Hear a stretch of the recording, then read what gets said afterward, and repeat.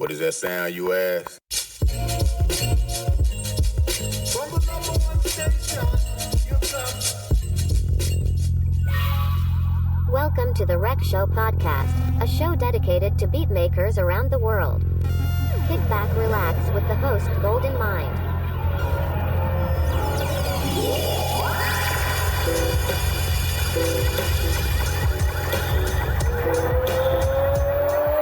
Ladies and gentlemen, this is the main event of the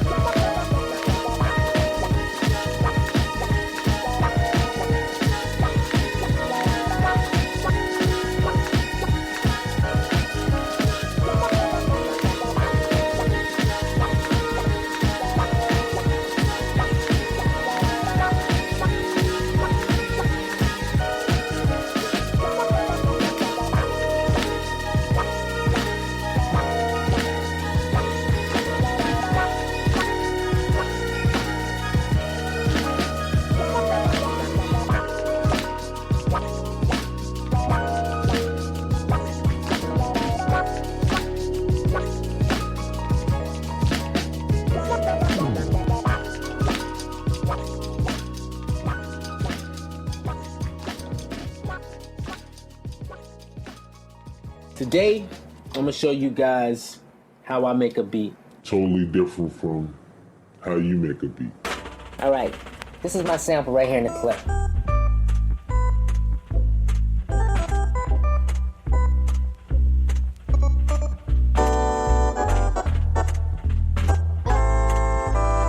I'm gonna chop it up.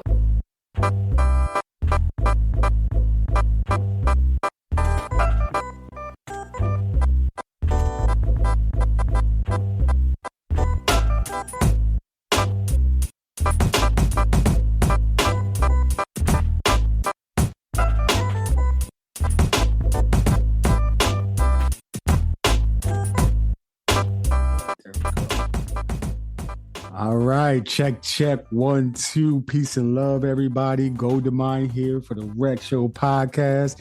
Happy to be with y'all again, man. Excited. It's December, man. We got less than, what's that? 10 days, less than 10 days, or something like that by the time this episode comes out. So for Christmas and then New Year. So 2023 is about to come to a close. Hope everybody's excited, chilling with the loved ones and everything like that. But then also check it out, man. We still have the season 4 open registration happening right now for the Rec Show podcast, man. So if you're a beat maker, music producer, or composer, and you just want to, be on the podcast and you got something to actually say, you got a journey, you got to get your story out, hit the link in the link tree, put your information in there, man.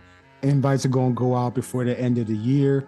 And then the second thing is we have our annual instrumental album / beat tape of 2023 episode that's going to air I think the 30th or the 31st, right before the new year, man. So if you got a beat tape or instrumental album that you came out with in 2023 or that you've heard in 2023, please put that in the link. There's a link for that in the link tree as well. So go ahead and do that.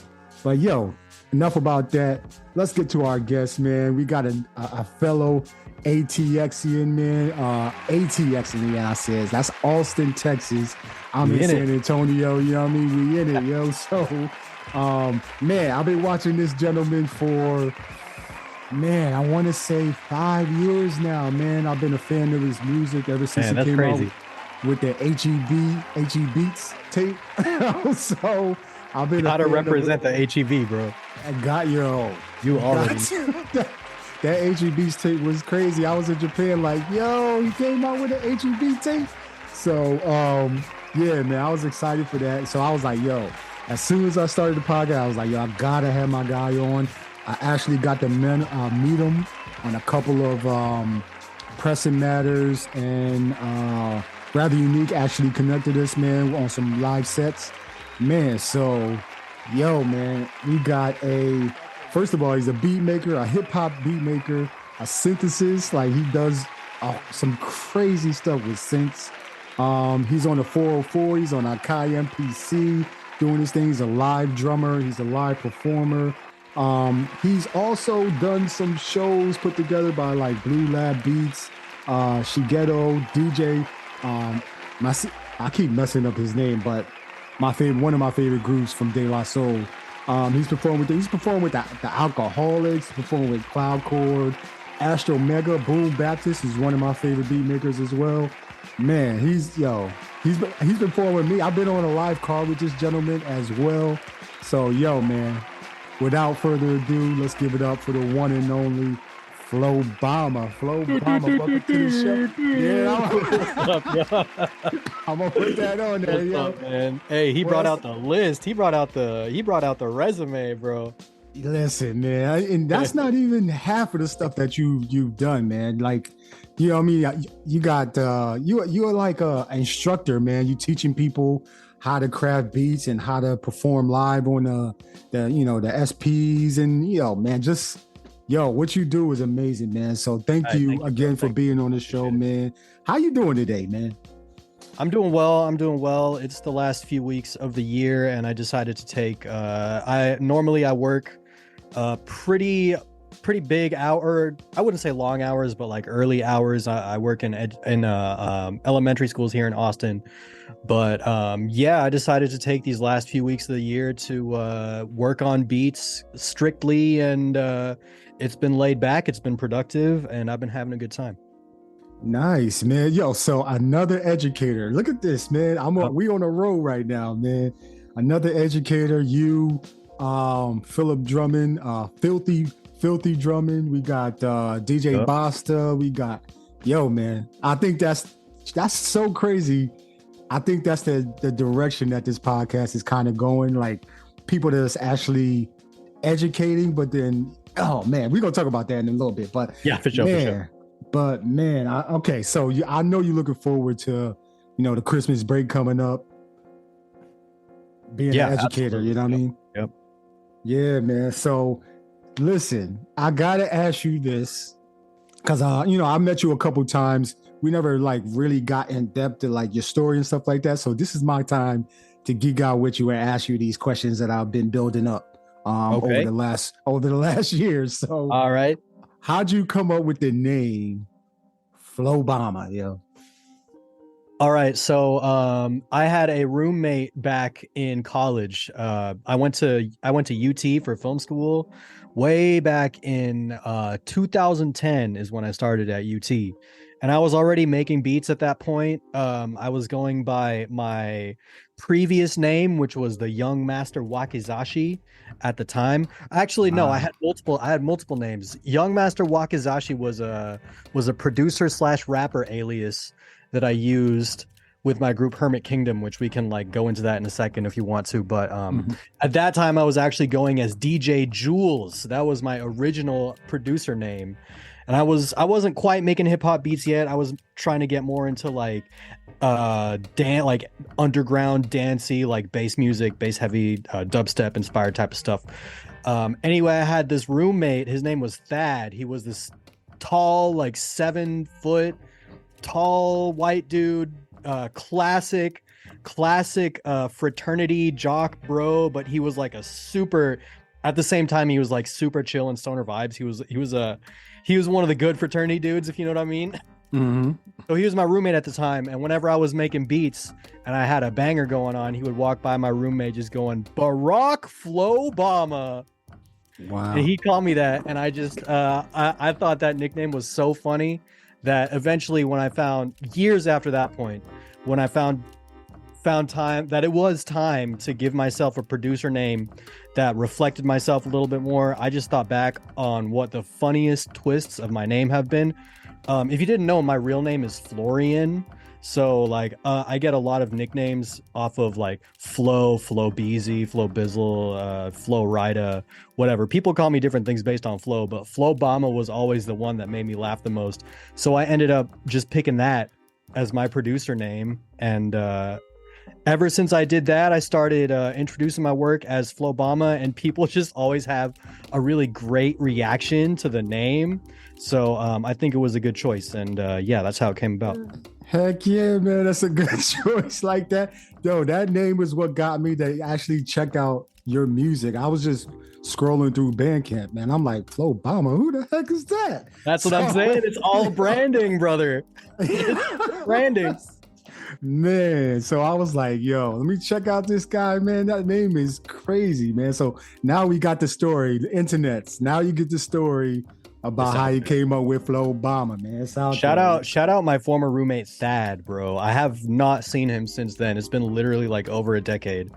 But if Thad ever hears this, that's who came up with the moniker, bro. That's who Yo, it's based on. Shout out to Thad, yo, putting you on your Thaddeus. producer name. Yes, Man. sir. And then you also, man, I'm gonna just go where the conversation is going, man. So you also hosted something called Beats and Raps, where real little quick flips of MCs rapping while you're doing live finger drumming with the likes of like Cyclops, right? So if you go to internet, go to his YouTube and check out these clips, man. These guys were spitting, man. But MDK, who I can't remember the acronym, what that stands for, but Minds of a different kind.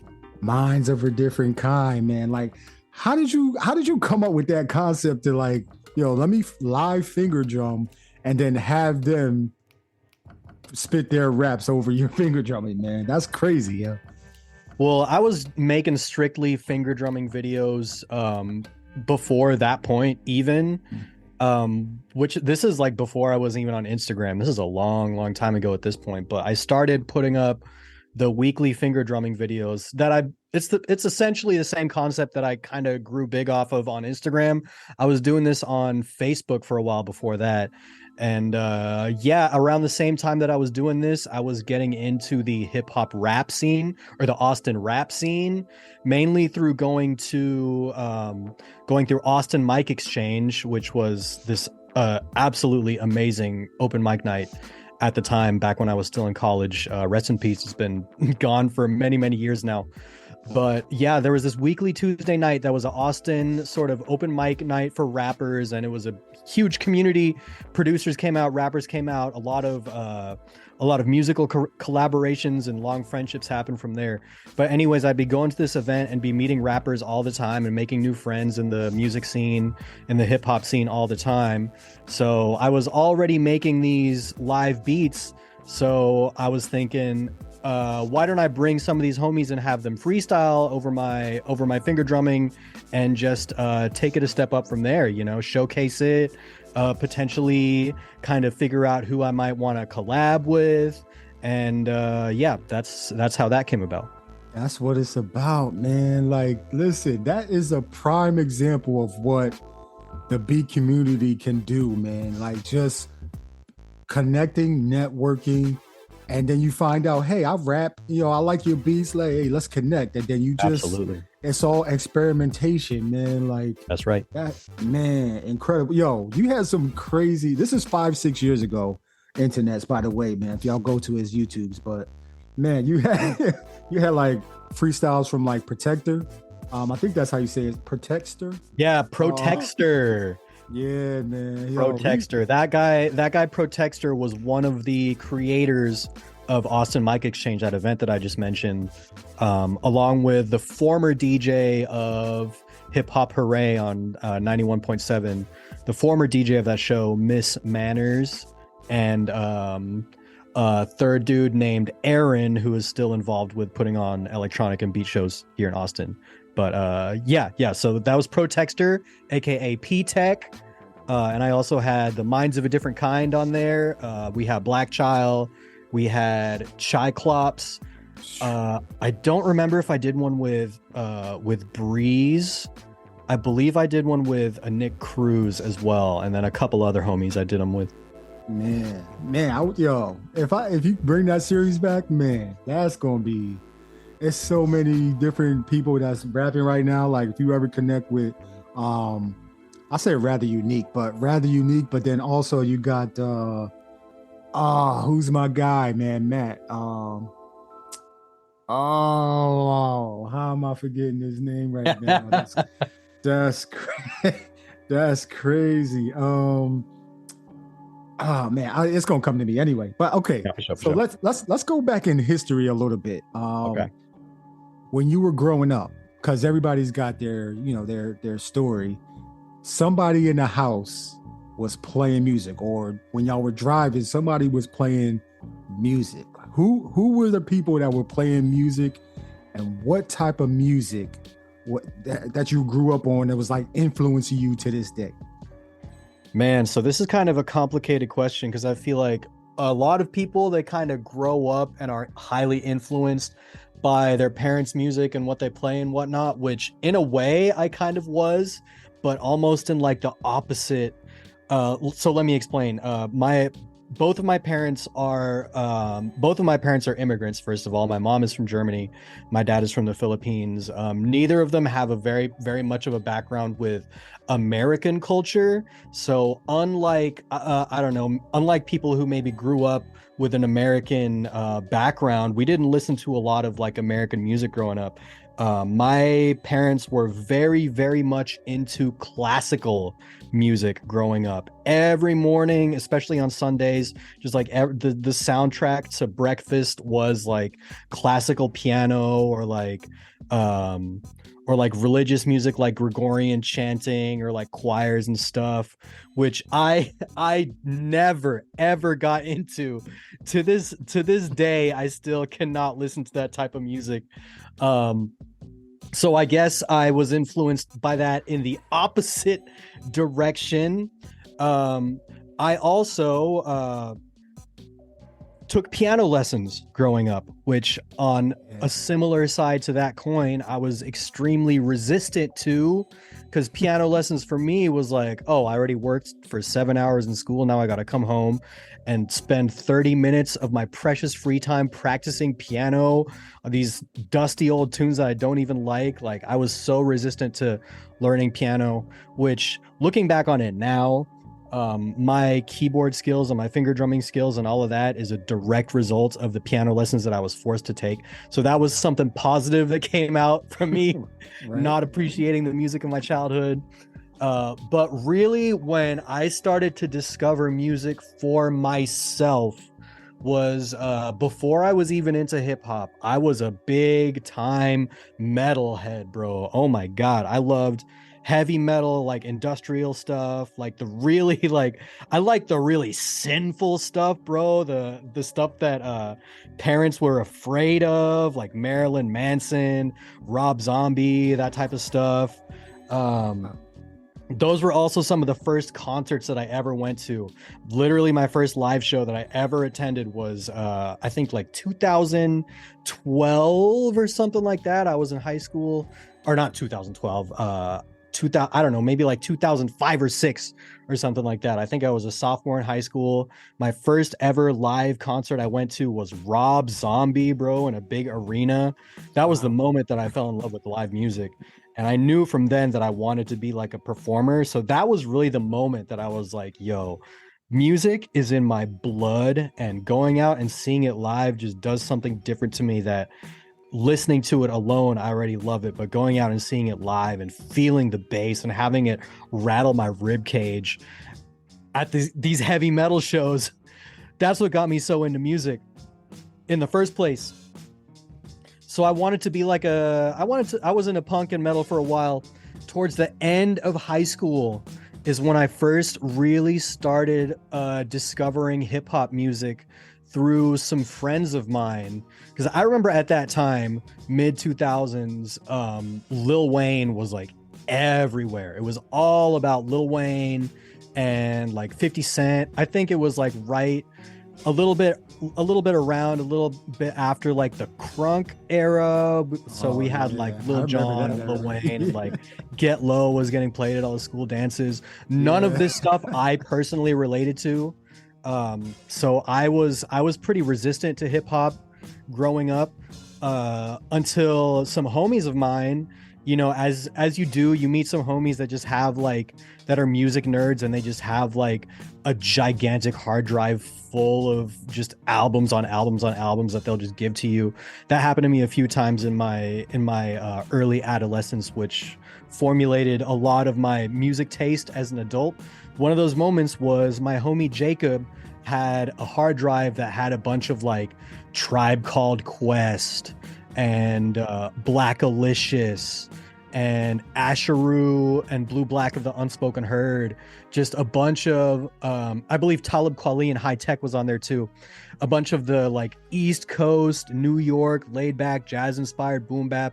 That was my first exposure to that type of style. This homie in high school just gave me a hard drive full of that type of stuff, and I, especially Tribe Called Quest, I immediately loved that type of stuff. I loved the beats, I loved the laid back, the jazz. I was already an avid listener of jazz at that point.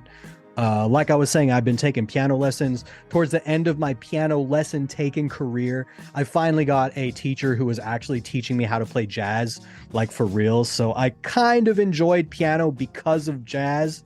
I'm still a huge jazz lover to this day. But yeah, that was my true introduction to hip hop music, or at least my first moment of like really falling in love with it was listening to like People's Instinctive Travels in Rhythm, The Low End Theory, Golden Arrow, Blackalicious, Jurassic 5, Power in Numbers, just those like classic boom bap East Coast joints. And yeah, from that point on, I was already like tinkering around with making electronic music. I'd just gotten Ableton version 6 around the same time as when I discovered J Dilla, and it was just like, you know, it was a wrap from there, bro. I found out about Fly Low, I found out about J Dilla, and then it was cinched, bro. I was a hip hop head from then. Wow, so much influences, but it all started with your, was it your mom, or was it your dad that was like forcing you to take the piano lessons? Definitely my German mom was more of the, you know, in some families it's the dad that's the tough one, and the mom that's like that you can come come to and like ask for stuff secretly behind the other way around. Yeah, my mom was the tough one in the family, so she was definitely the driving force behind piano lessons and making us go to the symphony like a few times, which, looking back on it now, it sounds like super privileged to say like, oh, you had to go to the Dallas Symphony, but bro, it was just so boring to me. But yeah, the opposite end of that spectrum was that I was seeking out for music that was so not that I guess. Right. I came to metal. I came to heavy metal and punk first because that was the hardcore. That was the loud stuff. That was the stuff that scares parents. And then I discovered hip hop as well and just ran with it. You know. Wow. So I don't know your mom and dad's names, but shout out to your mom and dad. Yeah, for, like putting right. you on, man, forcing that, but like also allowing you to like experiment and search out what you like, and then that is influencing what you're creating today, which is some of the most amazing. It's not complex, but it's like to my ears, I'm like, yo, how is he doing this? Like, that's the type of music I hear when I'm listening to your music, man. So shout out to them, man. Thank you, man. I will say, shout out Ruben and Maria. Those are their names. And they have always supported my music. Never been against anything I've done with as far as music and in life. So they've always been supportive. Yeah, shout out to Ruben and Maria, man. Big shout out to y'all. I'm gonna get the hand claps for that part too, yo. But man, okay, so we got you growing up, going through that, figuring out that, you know, classical piano, didn't really want to take it, but it's influencing you to this day, hard rock, heavy metal, but then also discovering some staples in hip hop, man. Absolutely. I forgot to mention Wu-Tang. I found out about Wu-Tang around this exact same time. Wu-Tang's for the children, yo. Exactly. Wu-Tang to me was like the heavy metal of hip hop. It was so hardcore. I'd never heard anything that like intense. Yo, I think that's the reason why the world loves Wu-Tang, man, just because it was so abrasive, but then it was still like the beats were dope, but then the rhymes like, oh man, like, yeah, man, aggressive in the best way. Yeah, man. Yo, okay, so we got that going on. When did you know that you like? What was that moment for you that you were like, yo, I mean, I want to create some music. I want to create beats. Was it at that concert that you went to, or was it like later where you were like, you know what, I want to make beats, no matter how it sounds, I'm gonna just make beats. This is what I want to do with my life. Man, I don't know if I can pinpoint a specific moment. Maybe the first time that Rob Zombie concert was the first time. I didn't necessarily know like, yo, I want to make music, but I knew at that moment that, yo, I love live music. And yeah, I guess it was just over a slow period of time in my high school years.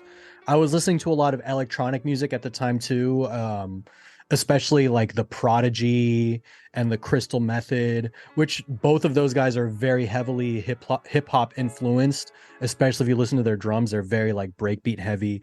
Those were the type of groups that made me want to get Ableton Live, first of all, because I was already like I was kind of a computer nerd at the time, more on the video game, like computer game side of things, but I was listening to this music that was also made just on computers and electronically, and that you know gives you the freedom to be like, oh, I don't need a band to be able to do this. I don't need to like be able to get together with 3 other people once a week and everybody have their own instruments and have our own practice space and da.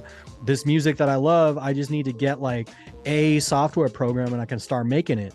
So yeah, listening to like Aphex Twin, Crystal Method, Prodigy in my teenage years, that I would say was my original impetus to get into wanting to get my first synthesizer, wanting to get my first version of Ableton, which is Ableton 6. And yeah, so like I mentioned, when I discovered hip hop music for myself, I was already making music. So at that point, every time I sort of discovered a new type of music that that inspired me, it's from the lens of like, yo, I can like make this for myself. So yeah, I guess long story short, you could say it was a process, little steps at a time, little influences at a time. There wasn't Right. like a specific point. Yeah, that's normal, man, because you know, we all just searching and trying to figure it out. And then once you Yeah. figure it out, you just like, yo, I'm gonna just start. Because some people get stuck in research mode, but you didn't. So you just was like, yo, I can make this, get some software, Ableton 6. I think. Oh, don't get me wrong. It was a lot of research mode along the way. Don't get me Yeah. wrong. Okay. So, but some people can be paralyzed. Like, what do you attribute you not being paralyzed by the research mode? This for me was definitely something that just came with time. Because when I was a kid, even after I did, like, you know, getting the software is like barely even step one. Learning it is barely even step one. You still have to get in there and actually be creative. So that was honestly just having the persistence and consistency to create on even a daily basis. Sometimes it can be difficult for me to this day to be consistent. Like I have ebbs and flows with it and whatnot. But yeah, it's just something that came. It's just something that came over time, and it came at some points it came kind of slowly. There were some times where I wasn't inspired for a while, or I did have that either overwhelming options paralysis, as some people do when they're starting with Ableton, because there's just so many different ways to approach it. I had that early beginner paralysis of like, yo, I can't make anything close to what I want to, so what's the point?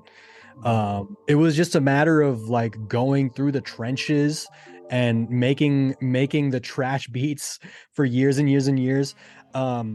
What I will say, I think one of the first things that got me really serious about putting myself out there as a musician was when I started meeting a lot of other like-minded people. So this was when I moved in 2010, when I moved to Austin to go to UT. And like I mentioned, it's when I started going to this Austin Mic Exchange event and meeting artists all the time.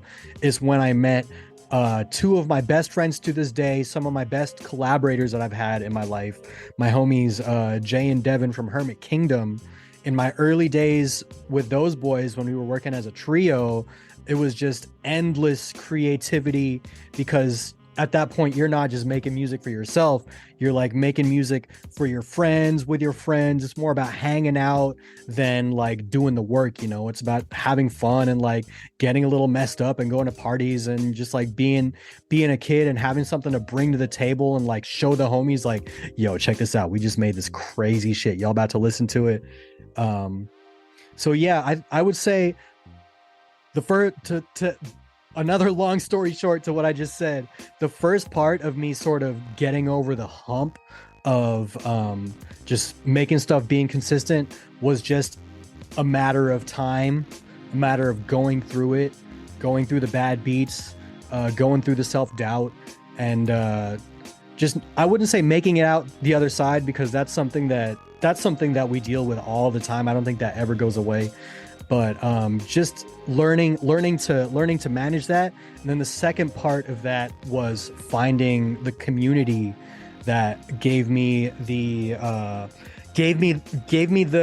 validation to whenever I played a beat or made a beat that a homie immediately wanted to rap to, that just gives you like the validation and the dopamine release almost to want to do it again. Yeah, that's major, man. Finding your community, man. Yo, ever since I moved from Japan to Texas, and then linked up with Flipper Beat Club Austin, and then like yo, it's so many creatives, and then doing shows in Austin. Oh my gosh, man! Like y'all boys, boys and girls, because Yes. man, there's Everything in there's between. everything in between, man. There's so many amazing creatives out here, man. Like, Austin, man. Like, I gotta shout out Austin, man. Austin, San Antonio, Houston, Dallas, Texas, man. Oh man, we got something to say, man. Hey, Trust shout me. out all the Texas producers, bro. For real, man. So, man, okay, that's a good story, man. Because I like when people can actually like articulate, not just like making music, but that part of the beginnings. You know what I mean? The genesis of you wanting to create the music, but then getting over some hurdles in order to get where you are. Because nobody just gets where they are right now to where you making slappers. You know what I mean? You got to go through the trash. Exactly. Yeah, man. So, when did your Casio, like the first Casio that you bought, like when did that come into play, yo? Man, so I bought my first ever, I don't remember if it was the SK1 or the VL1. But I bought my first one way back before I was barely even making beats in high school, bro. I think I was like 15 or 16 years old. One of the only musical things that probably the longest musical object that I've owned just throughout my entire life is either the Casio VL1 or the Casio SK1. I can't remember which one came first, but yeah, like I had mentioned, I was into electronic music in high school and I wanted to get into my first synthesizers. And I was also a little bit of a computer nerd. And for whatever reason, these Casio keyboards just like appealed to me. There was this music video called Da Da Da, this German band. I can't remember like the artist off the top of my head, but it was this famous music video that was kind of like viral before viral. And that was when the guy was playing the beat off of the Casio VL1, and he had this tiny synthesizer in his in the music video that he could just pull out of his pocket, and something just appealed to me so much that I just got on eBay and tried to find one. I ended up buying one for something like $60 or something like that. And I don't know, I was just in love with just like how it looked and how dinky and how cheesy it was and how like unique it was as just an object to have. So at that point I was like, all right, I'm collecting these mugs now. So at that point, whichever one was first, I ended up buying the second one, and then they just kind of sat there for many years.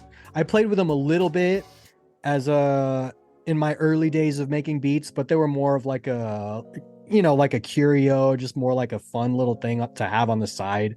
Mm-hmm. And then years after I got them, I can't even begin to count how many years it was when I just off the cuff decided to make some videos with them on Instagram.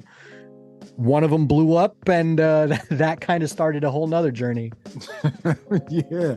Yo, man, like what you're doing with IG, man, with your clips and reels, and you going through like the process, man, like that's one of the things that I look at when I'm like looking for inspiration. It's you, it's Jay Field, it's Low Key, it's who else is it? It's Low Key is fire, bro. Yeah, man, it's so many different creatives, man, that are like analog. It's analog creatives too, man. Man, it's two more. It's a female. All she does is create with analog. Oh man, I don't know. I'll figure it out. But anyway, for sure. Yeah, but yeah, man. So the Casio, shout out to Casio, man, because a lot of people had got their start with Casio products, man. And I don't know if they did that on purpose to make it to where it was just, build quality, make it look appealing to kids. But then even as an adults, we're still going back to those Casios, and they still are creating some dope music, like what you do with your with your IG. Where did that come from to where you were like, yo, let me just use my IG, create some beats, use the, you know what I mean, use my keyboards, use the instruments around me, and then boom, an explosion happened for Flobama, yeah. Yeah. Well, as it is, the thing with social media for me is it's always a matter of trial and error to see what works, see what doesn't.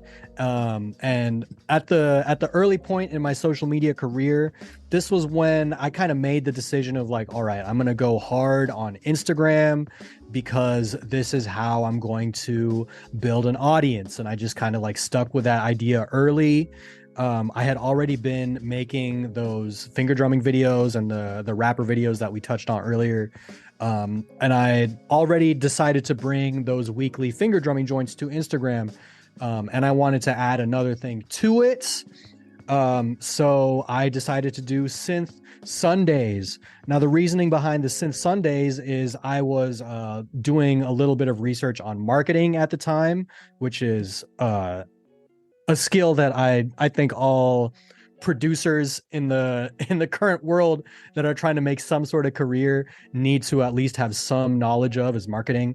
But anyway, I was doing this like online little basic marketing course, and they were talking about how if you're able to relate your product or your thing or whatever to something that your audience already has a mental connection to, then that's going to stick in their mind so much stronger. So the example in this marketing course was, I don't know if it was Taco Bell, but whichever taco company came up with Taco Tuesdays, they were talking about how that's one of the greatest marketing concepts because it links the product tacos with a day of the week, Tuesday, which is something, just the word Tuesday, you think about that at least once a week because it's Tuesday once a week, you know what I mean? So I had the genius idea of like, all right, so my finger drumming videos are going to be on Wednesdays. That's hump days. I'm going to change that to bump days, #bump day. And then I already have this collection of little keyboards that people don't see a lot. Let me showcase those and call that Synth Sundays, #marketing genius. So I just came up with that formula and I started just like doing it just for fun, just to see what would happen. And yeah, it was one of my Synth Sundays videos that really blew up first and got like something like a few thousand likes back when my follower count was like, I don't know, under 2,000 or something, which absolutely blew my mind. And yeah, after that, I was like, all right, this works. Big check. Let's just go ahead and do this every Sunday for the foreseeable future from now on. And yeah, I did that. I stuck with it for a few years and I built an audience off it. Man, yo, that is incredible. Yo, like I've seen you like, man. Okay, let me take a step back because you said something very, very critical. You said marketing, right? And then you said your social media career, right? I didn't think about social media being a career, but maybe that's how we need to think about it, is not just posting regular stuff, like especially if you're trying to be, you know, an artist or a musician or anything like that, and you're trying to get your intellectual property out to the masses. Yes. Maybe that's how we need to think about it. Wow. I never thought about that, you know? Yeah, well, when it comes to social media, I would say I don't consider social media to be my career. It's part of my music career, but it's more of like a commitment. You know what I mean? It's like, because these days when it comes to making a career out of music, on one end, the barrier to entry is super low because it's free to download Instagram. It's free to download TikTok. But the barrier to getting noticed now is really, really high. So another saying that I go by is to be in the 1% of to be in the 1% of success, you have to be willing to do what 99% of people are not willing to do. And one thing that I've learned is one of those things is to be consistent at putting something out. And when it comes to social media, it's like that's something that I pride myself that I've been able to more or less do for the past several years, is to consistently have my presence out there, because it is difficult, and it's something that I had to make a conscious commitment, a time and energy commitment to do. But pretty much all of my big opportunities from music have come from that. So it was definitely worthwhile, even though it's difficult at times, and it still is difficult. Wow. But like I said, it's a commitment, you know. Commitment, consistency, man. Yo, you dropping crazy jewels right now, my guy. Yo, Oh, thank you. Yeah. Listen. Oh my gosh. Okay. Consistency, commitment. Yo, oh man. Okay. Let me ask you this. Yeah. What did you read? What did you like besides the marketing course that you took? What books, what audio books, what videos, what has helped you the most get the most out of where you are right now? Like which one of those videos, books, documentaries, anything like that, what has helped you get to this point? Yeah, okay. So when it came to like kickstarting me getting into this mindset of like, all right, I'm committing myself to creating on social media, it was the book Crushing It by Gary Vee, bro. Reading that book like flipped a switch in my mind way back in like 2016, 2017 or something. That was when I started writing down goals. That was when I started like coming up with these concepts of like, all right, I need to what do I need to study to improve myself? Let me get on this marketing course online. What are some concrete goals? What are some things that how can I brand myself? How can I extend extend my authentic personality into my branding without it being forced? How can I Crushing It by Gary Vee was kind of like the start of that. And then from then on, a lot of it was a matter of just like observing what other successful people in production were doing online at the time. Big shout out to Stolen Drums, by the way. I definitely copied a lot from his formula of his early success on social media. So yeah, Gary Vee is a big one. I'm still a huge fan of Gary Vee. I just really enjoy his content, and just like makes me feel good and it makes me feel motivated. So shouts out to him.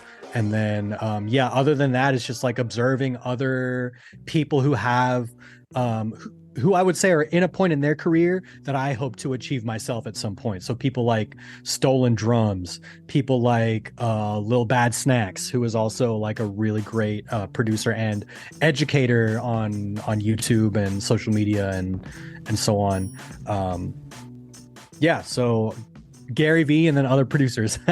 Gotcha. Just answer that question. Yeah, Gary Vee, man. I just remember like same thing, like Crushing It. I haven't read that book, but I used to watch all of his videos when he come out, because it was so simple how he put it. It was just like, yo, just stay consistent, be hard, don't give a fuck about what nobody else is talking about. Yo, stay committed to your vision, man, and then build a winning team. Like that's the things I took away from Gary Vee, and I still use to this day is the team, stay consistent, fuck everything else.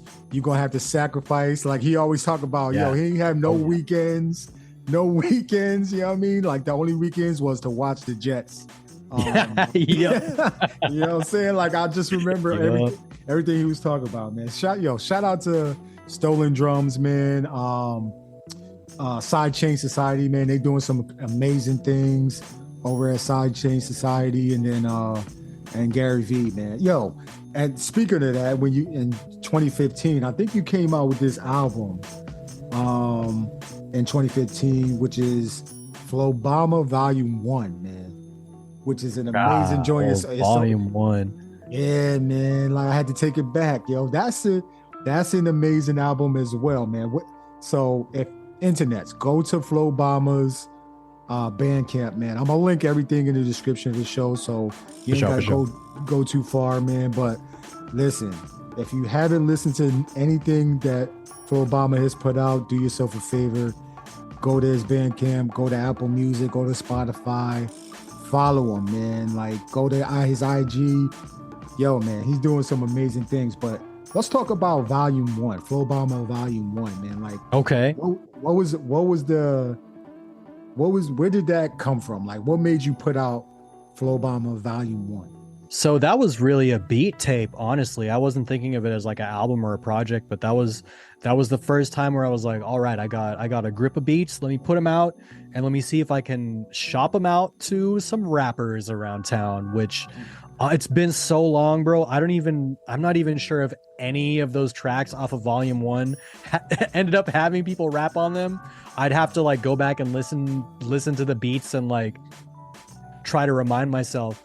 But yeah, it was essentially just, I had just recently come up with the name Flobama.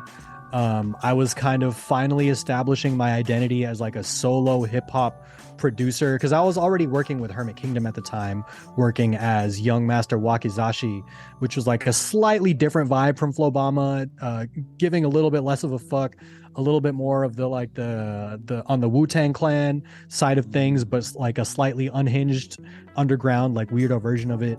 But Flobama was like my like, all right, this is me staking my claim. This is me like sort of establishing what I am starting to sound like as a producer. And Volume 1 was just like essentially like my first beat tape. You know, it was the first batch of beats. I wasn't necessarily trying to I don't know if I was trying to make like an album per se. I was just trying to have like a collection of like, all right, these are some joints that I'm proud of that like maybe people want to rap on. Nice. And then you transition and go to Strong Style Slaps. You know? Yeah. So that album, man, I was like, yo. So that album, those first two albums, and then HEB Beats, the beat tapes, those were the ones I was like, yo, I got to get his discography, man. So I got your whole discography. Well, hey, thank you, brother.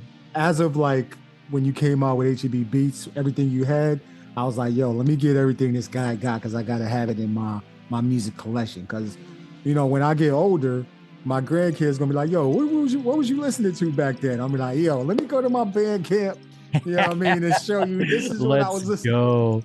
You know what I mean? But, yo, Strong Style Slaps, man, where did that name come from? And then what was that album about? So the album Strong Style Slaps, that was definitely more of like an effort to have like some sort of like a consistency in the sound and like the concept of it. So I at this point in time in my life, I was a huge fan of wrestling. And I particularly enjoyed watching Japanese wrestling at the time. And strong style is a term in Japanese wrestling that refers to wrestlers that actually smack each other like real hard. Like in American wrestling, WWE, that AEW type of thing, there's a certain sect of there's a certain approach on some people that I guess, I don't know how it is anymore, but in general, professionalism in wrestling is to be able to do a match and like not hurt the other person at all, but make it look real. Japanese strong style wrestling is like an old school hardcore thing of like, yeah, we're actually smacking the shit out of each other. So that's where the title came from. Also, the album cover is kind of like me doing a tracing of one of the most famous Japanese strong style wrestlers, Kenta Kobashi, smacking the shit out of another wrestler in the corner of the ring. So that album in particular was highly influenced by just the sounds of Japan in general. I actually growing up, I spent a couple years in Japan with my family when I was a really young kid. From like, I want to say kindergarten to first grade, I was in Japan because my dad worked there for a couple of years. So I had some childhood memory with Japan. Like I have that in my like nostalgia banks of my brain. So the Strong Style Slaps album was like partly a callback to that. And also just in general, it was like a tribute to Japanese jazz, Japanese musicians, and then of course Japanese wrestling. Nice, man. Listen, when I was listening to that again, because I was in Japan too, so I don't know what part of Japan you were in, but we were in the Tokyo section. We lived in Kyoto from 1998 to 2000. Kyoto, man, yeah, we were in Fushishi, so it's like a prefecture of Tokyo, man. So they call it the country of Tokyo, but yeah, Okay. we was far out. It was like maybe 3 hours away from Shibuya, Shinjuku, all that type of stuff. But Very nice. man, so I was like, yo, man, this guy, he's definitely been to Japan just from the album cover as well. Because I was looking at some of the wrestling too. I was like, yo, they really going hard with this the wrestling too. And then I come up on HEB Beats. And I was like, yo, I've been to Texas before. I know anybody that's a Texan loves HEB, man. Oh, yeah, buddy. And then you go with people's reactions to, you know what I mean? The clips from people just loving HEB, because HEB is an experience, man. It This really beat tape- is, dude. It really is. And this beat tape is the same thing, man. So how did you even come up with this concept for HEB Beats, man? So the title came up as kind of like a joke. So me and Boom Baptist go to the same HEB, and we run into each other there a couple of times. And after the second time we bumped into each other, I DM'd him later, like as a joke, being like, yo, we should make a collab album and call it HE Beats. But that name HE Beats just kind of stuck in my head already. Even before that, there was a Corduroy show. He's another amazing electronic producer here in Austin. It might have been like an Exploded Drawing or some sort of beat showcase that my homie Corduroy played at. And in between tracks, he was just like, hello, welcome to HEB, just like on stage, which made me laugh so much. But at the same time, it's like, yo, like shout out HEB, like that's actually for real, representing as fuck. So I kind of got the idea in my head that like, yo, HEB is like, I kind of ride for HEB, bro. Honestly, like I'm so down to name an entire project after HEB, because I mean, I go there every week. I buy all my food from there every week. I cook up in the kitchen with groceries from HEB, like I cook up with my beats at home from samples and whatnot. So let's just put two and two together and make a project that represents one of my great loves in Austin, Texas, and that is the grocery store, HEB. Yo, man. Yeah. If y'all listen, internets, if y'all haven't listened to HE Beats, do yourself a favor, man. I'm gonna link his whole description in the show. So, yo, just do yourself a favor, man, and support this joint. I got the cassette, which I gotta get you to sign, man. Next time I see you, yo, I gotta get your autograph. Oh that joint, yeah, man. for sure. I'd be happy. That one, and then Warp Mode. I got both of those. I think that was a cassette too, right? Yes, it was. It sure was. So I got both of those, man. I gotta There get you your go. autograph on those, man. And then you just came out with what did you just come out with? That's the single that you just came out with, actually.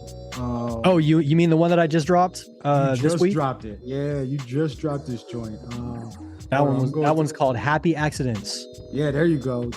What? So can we talk about that joint right there real quick? Is that leading up to a new beat tape, a new album? What's happening with this? So yeah, so these new releases that I'm coming out with on Spotify. For one, I have to shout out my team. That is the Mind Feeders. They're these homies from Berlin that are they're my management. They're my team, and they are helping me with things like Spotify and all other kind of things in the background. They're the reasons that I got crazy streams last year. It was one of those situations where like I had built up my audience on Instagram and they reached out to me and DM'd me like, yo, maybe we can work together. And after quite a long while of like You hear me? negotiation and figuring each other out, and because you got to have your guard up in the internet days, we went through the long process of getting to know each other, contract negotiations, everything super official. So in case anybody didn't know, I am with Mind Feeders. That is my management, that is my team based in Berlin. They also manage Odyssey, which was really the main reason I was like, all right, these guys are legit. So all that in the background. So this is the latest in a series of singles that I have been releasing with Mind Feeders on Spotify. And for now, these in particular, they're really just singles. I say Spotify, but it's on all streaming, everything. Apple Music is surprisingly also like a really good source of streams for me because they have a bigger audience in Europe. That's a whole other thing. But yeah, so I have a series of singles that I've dropped with them just on streaming, just to have like a kind of steady flow of things happening. But that is building into something. So I don't want to go into details right now, but I do have a collab album with someone that I'm really, really excited to work with, that's going to be coming out next year. I can't really talk about the details yet, but it's going to be a big collab album with a bigger artist.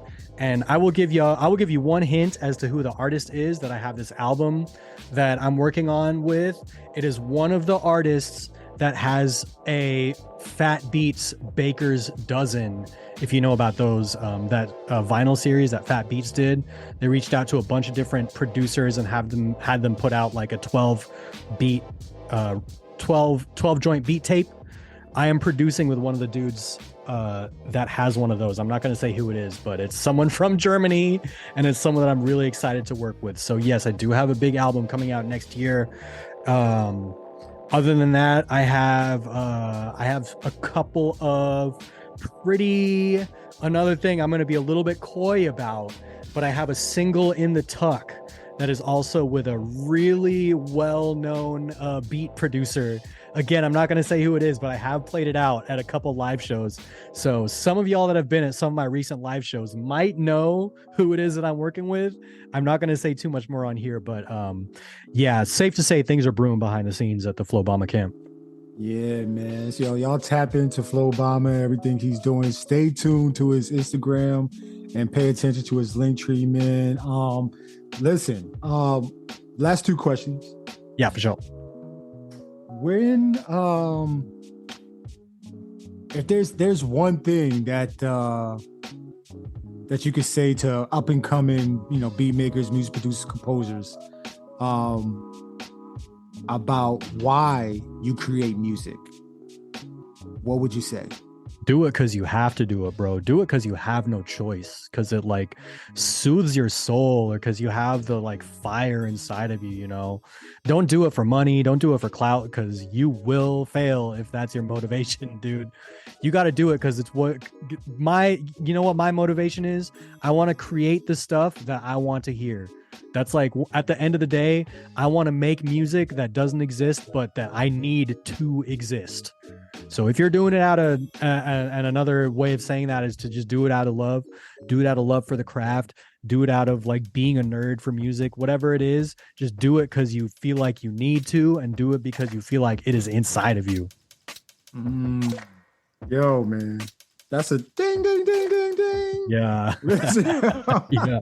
Listen, man. Yo, listen, you've done some amazing beat sets that I've been a part of, man. Backyard sessions put on by FABC Austin, man. Pressing Matters, Yep. Rather Unique.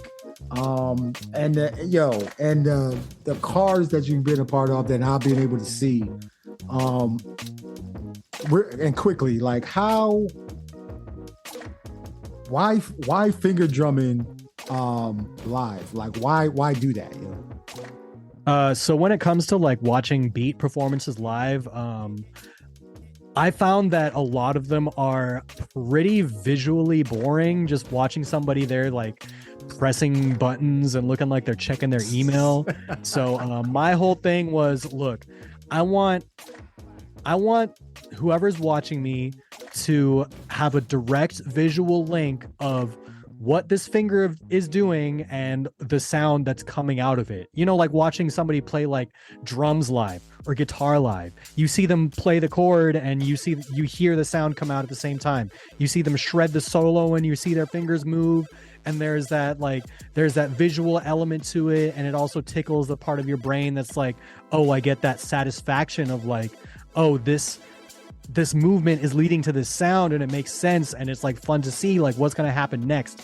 So part of the reason why Finger Drum Live is that I just want the audience to be able to have that experience of actually having it feel like a performance and not necessarily just like, you know, pressing play or like I look like I'm checking my email back there. Like I want people to actually feel like I'm playing an instrument up there, which can be really difficult for electronic music.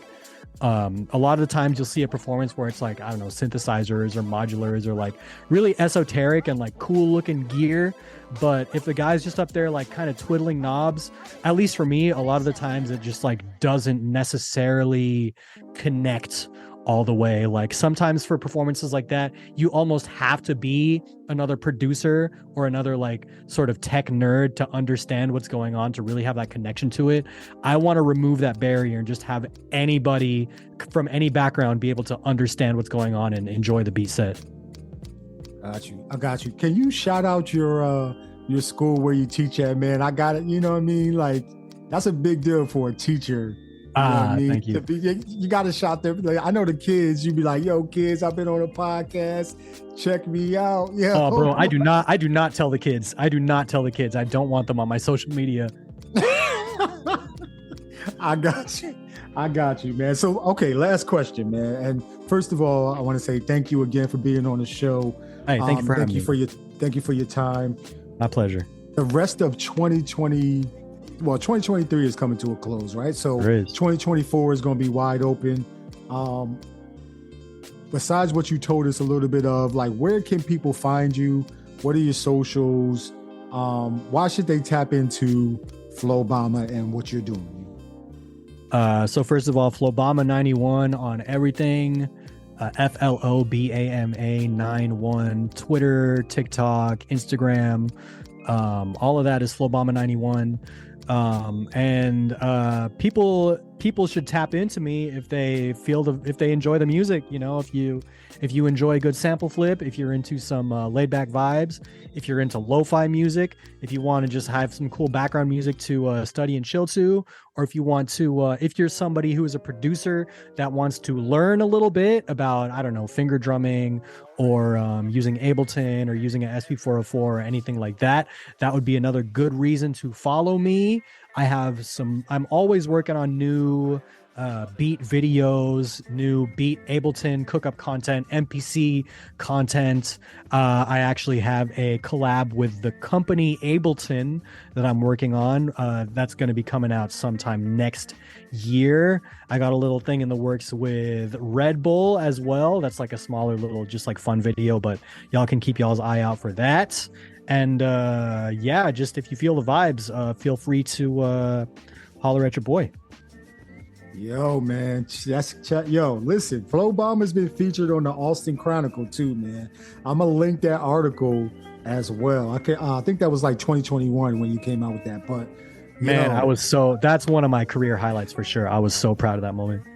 Yeah, man. So I'm gonna link that in the description of the show so everybody can read that. But yo, Flobama, I want to say thank you, man. Keep doing your thing. I'm paying attention and supporting you, man. Thank you, brother.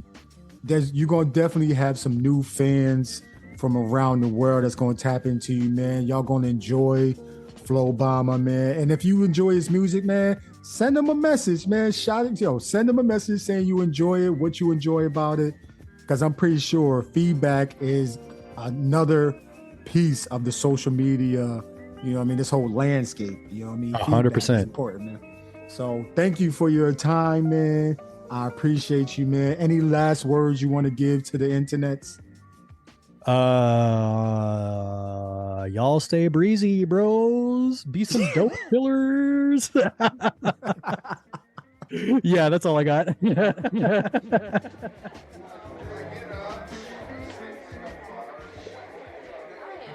and that's totally nice. Where the people and rights are totally nice. H-E-E.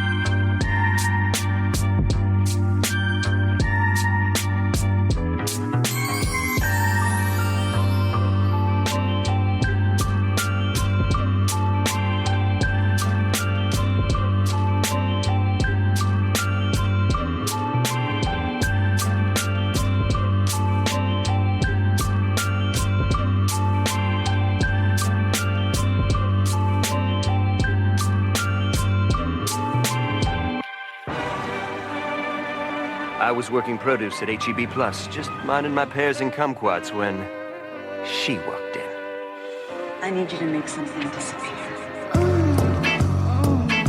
Are you guys insane?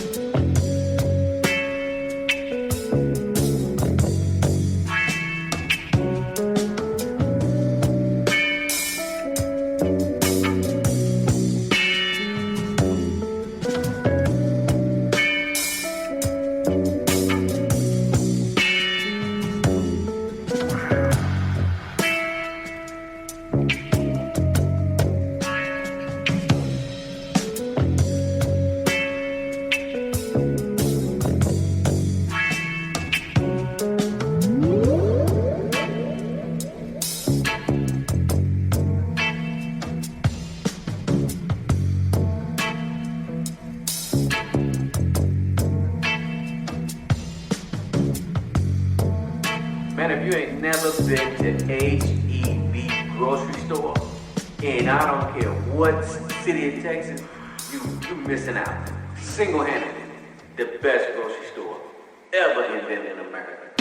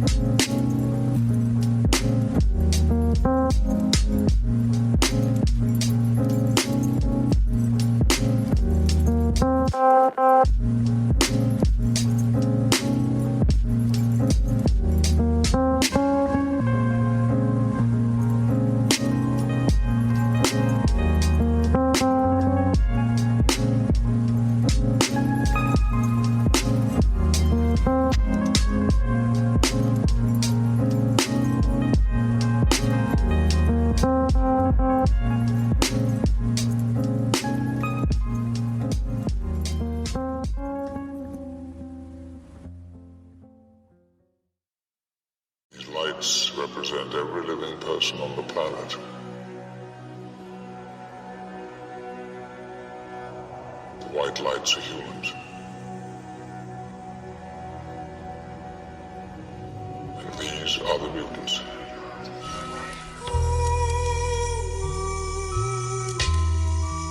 They tell like younger kids or other producers like that's cheating. You can't really be separate, but bro, like when it comes to this producing shit, you can do whatever you want. You've been listening to the Rec Show podcast. Be sure to subscribe, like, and leave a comment. Remember 3 things. Believe in your music. Take care of your mentals. Become the best version of yourself. Until the next one, Golden Mind signing off. Peace and love, yo. To be the best, you got to work overtime. To be the best, you got to work overtime. These young boys getting better. This is not like the NBA when you can retire. Like this is, you have to keep going.